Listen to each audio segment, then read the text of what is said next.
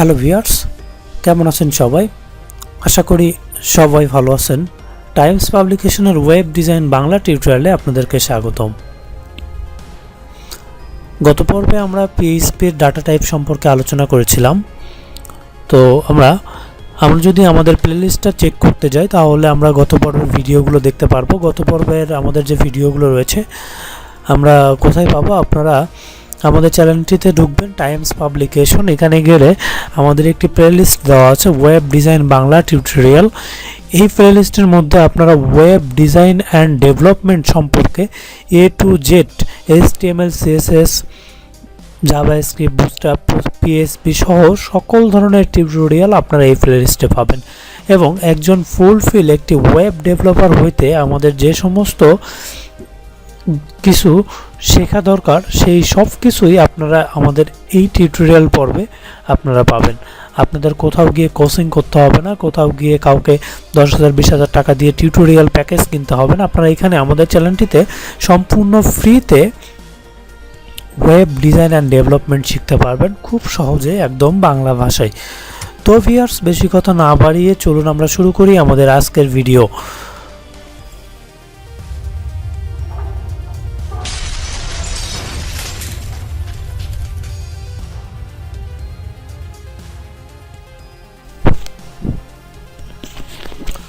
তো ভিউয়ার্স, আমরা গত পর্বে 3টি ডাটা টাইপ সম্পর্কে আলোচনা করেছিলাম। আমরা জানি ডাটা টাইপ মূলত 9 প্রকার, তার মধ্যে আমরা 3টি ডাটা টাইপ সম্পর্কে গত পর্বেতে আমরা আলোচনা করেছিলাম। তো গত পর্বে আমরা স্ট্রিং, ইন্টিজার এবং ফ্লুইড ডাটা টাইপ সম্পর্কে আলোচনা করেছিলাম এবং দেখেছিলাম ফ্লুইড, ইন্টিজার এই ডাটা টাইপগুলো কীভাবে আমরা দেখতে পারি। তো আমরা আজকে আলোচনা করব এখন Boolean data type, array data type এবং অবজেক্ট ডাটা টাইপ। এই 3টি ডাটা টাইপ নিয়ে আলোচনা করব। পরবর্তী আরও যে 2টি ডাটা টাইপ আছে সেগুলো নিয়ে আমরা পরবর্তীতে আলোচনা করব। তো ভিউয়ার্স, আমরা চলুন শুরু করি আমাদের আজকের ডাটা টাইপের ভিডিও। তো প্রথমে আমরা পূর্বের নেই আমরা যেভাবে আমাদের অ্যাপাচি সার্ভার এবং জ্যাম থেকে আমাদের যে সার্ভারটি লোকাল হোস্টটি আমরা যেভাবে রান করব আমরা সেটিতে যাব। তো প্রথমে আমরা আমাদের জ্যাম সার্ভারটি ওপেন করব। তো আমরা জ্যাম কন্ট্রোল প্যানেলে যাচ্ছি। জ্যাম কন্ট্রোল প্যানেল থেকে এখানে উপরের বাটনে স্টার্ট করে দিব, দুইটাতে স্টার্ট করে দেবো। অ্যাপাচি এবং মাইএসকিউএল আমরা ওপেন করব। ওপেন করার পরে জাস্ট এটা মিনিমাইজ করে রেখে দেবো এবং এরপর আমরা আমাদের কোডিংয়ে যাবো। আমাদের কোডিংটা আছে htdocs ফোল্ডারে, আর আমাদের প্রজেক্টের নাম ছিল কি টাইমস পাবলিকেশন ইন্ডেক্স পেজ। এখন এই পেজটি আমরা আমাদের কোড এডিটরে আমরা ওপেন করব। তো আমি এখানে অ্যাটমে ওপেন করতেছি, কারণ অ্যাটম পিএইচপি কোড এডিটিংয়ের জন্য সবথেকে ভালো এবং জনপ্রিয় একটি সফটওয়্যার। অ্যাটমের মাধ্যমে আমরা পিএইচপির কোডিং এডিটর করব। আমরা গত পর্বে যে HTML করেছিলাম সেগুলো কিন্তু আমরা নোটপ্যাডে করেছিলাম, সাবলাইন টেক্সটে করেছিলাম। তো এখন আমরা করব হচ্ছে অ্যাটমে। অ্যাটম অনেক ভালো একটি জনপ্রিয় সফটওয়্যার যার মাধ্যমে আমরা আমাদের কোডিংগুলো করব। তো আমরা আজকে এখন বর্তমানে ফার্স্ট অফ অল আমরা দেখব Boolean data type. Boolean data টাইপটা কী এবং বুলিয়ান ডাটা টাইপটা কিভাবে আমরা কাজ করে, অ্যারের মধ্য থেকে কিভাবে সিলেক্ট করে দেয় যে এটি বুলিয়ান ডাটা টাইপ, আমরা আজকে সেটি দেখব।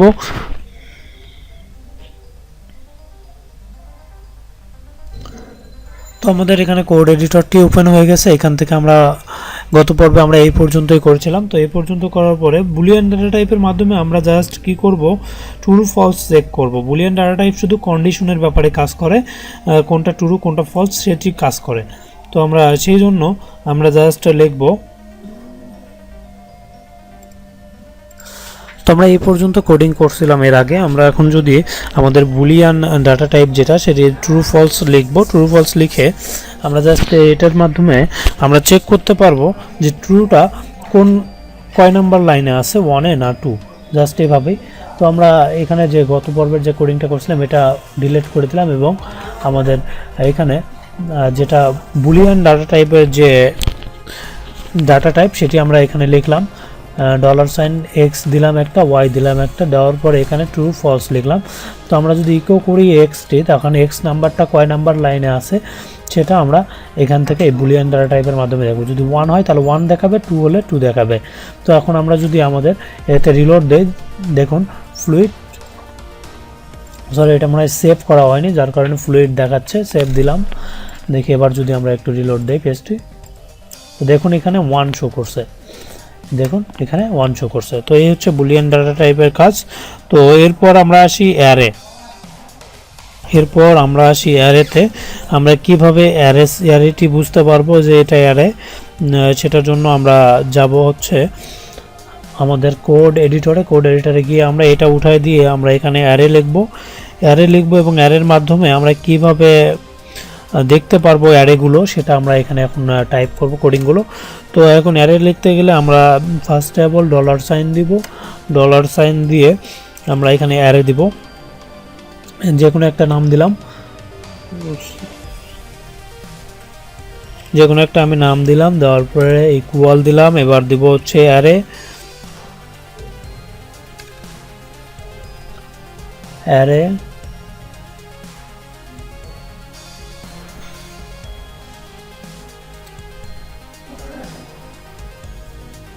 আচ্ছা আমরা এটা একটু নিচের লাইনে যাই, কার্স দিয়ে এখানে দিলাম হচ্ছে অ্যারে, $সাইনটা উঠাই দিয়ে এখানে দেব হচ্ছে অ্যারে। অ্যারের জায়গাতে আমরা আচ্ছা অ্যারে নাম, সরি আমরা এখানে অ্যারে নাম দিয়ে দিছি, আমাদের এখানে ইকুয়াল আর প্রয়োজন নাই, কারণ আমরা অলরেডি এখানে অ্যারে নাম দিয়ে ইকুয়াল দিয়ে দিছি, অ্যারে দিলাম। এখন এর মাঝখানে আমরা এখন হচ্ছে ভ্যালু লিখব, এখানে ডাবল কোটেশনের মধ্যে আমরা এখানে ভ্যালু লিখব, ডাবল কোটেশন দিলাম, ডাবল কোটেশনের মধ্যে লিখলাম হচ্ছে VO, আচ্ছা যে কোনো কিছু এখানে লিখলেই হলো। আচ্ছা আমি বলবো লিখলাম, এটা লিখলাম, লেখার পর ডাবল কোটেশন ক্লোজ, তারপরে একটা কমা হবে অবশ্যই, একটা কমা দিলাম, তারপর আবার পুনরায় ভাবে আমরা আবার ডাবল কোটেশনের মধ্যে কিছু একটা লিখব। আচ্ছা লিখলাম আমি হচ্ছে BMW। আচ্ছা আমি এমনিতে যেগুলো এগুলো নাম কিন্তু আপনারা যে কোনো কিছু দিতে পারেন, আমি এখানে জাস্ট এমনিতেই লিখতেছি, মানে আমি এখানে বিভিন্ন কারের নামগুলো লিখতেছি। তো BMW এটা একটা দিলাম, দেওয়ার পরে একটা কমা দিলাম, দেওয়ার পরে আবারও সেমভাবে আমি 3টা লিখবো, দেখে এবার লিখলাম হচ্ছে কি লিখবো, টয়োটা, TOYOT। আচ্ছা আমি কিন্তু এগুলো জাস্ট এমনি লিখতেছি, টয়োটা লিখলাম। আচ্ছা সেমভাবে আবার ডাবল কোটেশন ক্লোজ দেওয়ার পর এখান থেকে আমরা এখানে সমান তো আমরা অলরেডি দিয়ে দিছি, ফার্স্ট ব্র্যাকেটটা ক্লোজ করে দিয়ে ইকুয়াল দেবো, বাস। এইবার আমরা ভারডাম দিয়ে ইকো করব, দেখি কি আসে, বাস। এখন আমরা আরেকটি ইন্টার দিলাম, এখান থেকে আরেকটি ইন্টার দিয়ে এখানে আমরা ভারডাম দিব, VAR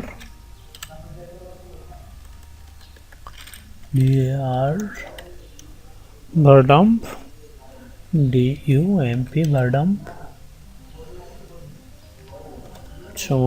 সমান দিলাম হচ্ছে $সাইন। আমরা এখানে যে অ্যারের নামটা দিছিলাম এখানে আমরা সেই অ্যারোর নামটা দিয়ে ইকো করব জাস্ট।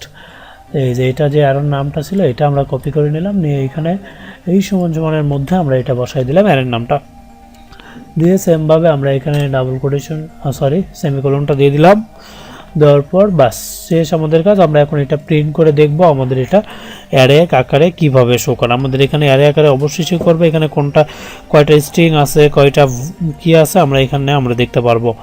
তো আমরা যদি এখন আমাদের পেজটা রিলোড দিলে দেখুন এখানে শো করছে array 30 string 5 Volvo 1 string 3 BMW 2 এখানে স্ট্রিং 6, অর্থাৎ এইভাবে আমরা অ্যারেগুলো প্রদর্শন করতে পারি অ্যারের মাধ্যমে। তো অ্যারে গেল, এরপর আমরা আসি তো আমরা এখানে অ্যারে পর্যন্ত দেখলাম। তো আমরা এবার অবজেক্ট নিয়ে কাজ করব এবং অবজেক্টটা কি এবং সেটি কিভাবে এখানে আমরা PHP-তে লিখবো সেটা আমরা এবার দেখব। তো ভিউয়ার্স আমি এখানে এই পর্যন্ত এখানে গত পর্বে যেটুকু করছিলাম সেটা আমরা কেটে দিলাম, এখানে কেটে দেওয়ার পরে এখন আমরা লিখব অবজেক্ট বের করব, অর্থাৎ আমরা যদি যে কোনো একটা কিছু লিখবো সেটার অবজেক্ট আমরা দেখব এটা কি আসে। তো আমরা ফার্স্টে অবজেক্ট লিখতে গেলে আমাদের লিখতে হবে ক্লাস CLASS। আচ্ছা ফাংশন অলরেডি সব কিছু দেখেন, এই হচ্ছে অ্যাটমের সুবিধা, কোনো কিছু লেখার আগেই সব কিছু চলে আসে। এখানে দেখুন কি বলছে, ক্লাস নেম। তো ক্লাস নেমটা আমরা এখানে কি দিব, এখানে আমরা অবশ্যই ক্লাস নেম ব্যবহার করতে বলছে। তো আমরা এখানে ক্লাস নেম দিলাম হচ্ছে একটা কার দিলাম, ক্লাস নেম কার। তারপরে কি বলছে এক্সটেনশন, এক্সটেনশন বলছে এক্সটেনশন হচ্ছে ফাংশন কার, তো এক্সটেনশনের জায়গায় এখানে ফাংশন কনস্ট্রাকশন। আচ্ছা আমি এটা কেটে দিয়ে আমার মতন করে লিখে দিই, আপনার তাদের বোঝাতে সুবিধা হবে একটু। আচ্ছা তো আমরা ফার্স্ট অফ অল লিখবো হচ্ছে ক্লাস, CLASS ক্লাস লিখলাম, তারপরে আমরা ফাংশন দিলাম, তো ফাংশনের জায়গায় আমরা এখানে নাম দিলাম হচ্ছে কার, সেকেন্ড ব্র্যাকেট দিয়ে একটা ইন্টার দিব, দেওয়ার পরে আমরা সেকেন্ড ব্র্যাকেটের আগে সেকেন্ড ব্র্যাকেটের মাঝে আমরা এখানে যে ইন্টারটা দিলাম সেখানে আমরা লিখবো ফাংশন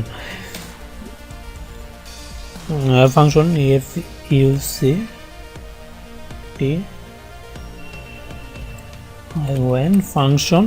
আচ্ছা এখানে ফাংশন, তারপর এখানে আমরা ক্লাসের যে এখানে আমরা যে নাম দিলাম যেটা সেটা দেবো কার, তারপর আবার ফার্স্ট ব্র্যাকেট দিব, ফার্স্ট ব্র্যাকেটের মধ্যে আমাদের কোনো কিছু লিখতে হবে না, ফার্স্ট ব্র্যাকেট দেওয়ার পরে আমরা এখানে কোনো কিছু না লিখে আমরা এখানে আবার একটা সেকেন্ড ব্র্যাকেট বসাই দেবো, এই সেকেন্ড ব্র্যাকেটের মধ্যে আমরা আমাদের অবজেক্টটি লিখব এবং সেই অবজেক্টটি আমরা ইকো করে দেখব। তো এখানে আমি লিখলাম হচ্ছে ভ্যারিয়েবল দিলাম $, দিস ইজ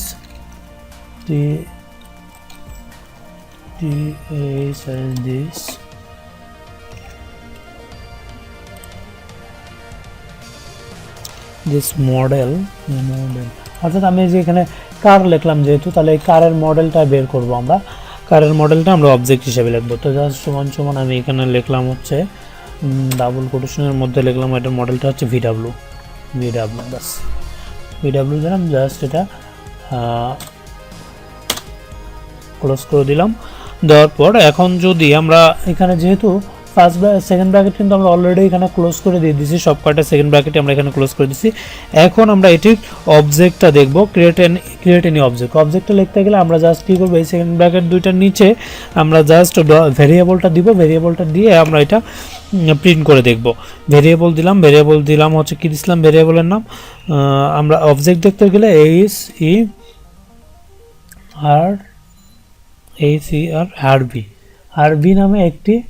আরবি নামে একটি ভ্যারিয়েবল আছে, সেটার মাধ্যমে আমাদের এখানে অবজেক্টটা দেখতে হবে, ACRBIE।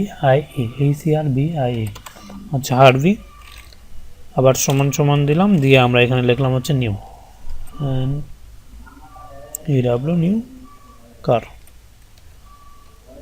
New car. জাস্ট আমরা এখানে যে ফার্স্ট ব্র্যাকেটটা দিই, দিয়ে এটা আমরা সেমিকোলন দিয়ে ক্লোজ করে দিলাম, এটা সেভ দিলাম। এখন যদি আমরা পেজটা রিলোড দিই, দেখুন আমাদের এখানে কি আসে। আচ্ছা আমাদের এখানে একটা এরর দেখাইছে, আমরা এখন এই এররটা সমাধান করব, দেখি কি প্রবলেম আসছিল। তো আমরা এররটা দেখি কি প্রবলেম, এররের এখানে দেখুন আমরা আচ্ছা দেখি class car, function car, this is the model full VW variable, ঠিক আছে। আচ্ছা প্রবলেম, আচ্ছা দেখি কয় নাম্বার লাইনে প্রবলেমটা দেখাচ্ছে, লাইন নাম্বার 8 1 2 3 4 8 নম্বর শেপ নিউ কার। আচ্ছা দেখুন এখানে আমরা যে প্রবলেমটা এখানে পাইছি সেটা হচ্ছে আমরা এখানে সেমিকোলন ব্যবহার করছি, এখানে সেমিকোলন ব্যবহার না করে আমরা এখানে কি ব্যবহার করছি এটা দেখছেন, অনুপাত ব্যবহার করছি। তো আমরা এখানে সেমিকোলন ব্যবহার করব, সেমিকোলন দিলাম, এবার সেভ দিয়ে দেখি, এবার পেজটা রিলোড দেই। এই যে দেখুন VW চলে আসছে আমাদের কারের মডেল, অবজেক্টও আমরা পেয়ে গেলাম। তো অবজেক্টও পেয়ে গেলাম, এখন আমরা দেখি আর কি বাকি আছে আমাদের এখানে বাকি আছে হচ্ছে আমাদের আরেকটি ফাংশন, সেটা হচ্ছে NULL ফাংশন। তো এই ফাংশনটা আমরা খুব ইজিলি ভাবে শিখতে পারবো নুল ফাংশনটা কি। তো সেক্ষেত্রে আমরা জাস্ট আমাদের যে কোড এডিটর আছে সেখানে যাব, কোড এডিটর থেকে আমরা আচ্ছা নুল এবং আরেকটি বিষয় আছে, দুইটা বিষয় এখানে বাকি আছে, এই দুটো বিষয় আমরা পরবর্তী ভিডিওতে দেখব। তো ভিউয়ার্স যদি ভিডিওটি ভালো লেগে থাকে অবশ্যই একটা লাইক দিবেন, লাইক দিয়ে পাশের বেল আইকনটি অবশ্যই অন করে দিবেন, চ্যানেলটি সাবস্ক্রাইব করতে তো অবশ্যই ভুলবেন না, কারণ হচ্ছে সাবস্ক্রাইব না করলে আপনারা আমাদের আপডেট ভিডিওগুলো পাবেন না, আর আপডেট ভিডিও না পেলে আপনারা ফুলফিল একজন ওয়েব ডেভেলপার হতে পারবেন না। তো ভিউয়ার্স সে পর্যন্ত ভালো থাকবেন, আল্লাহ হাফেজ।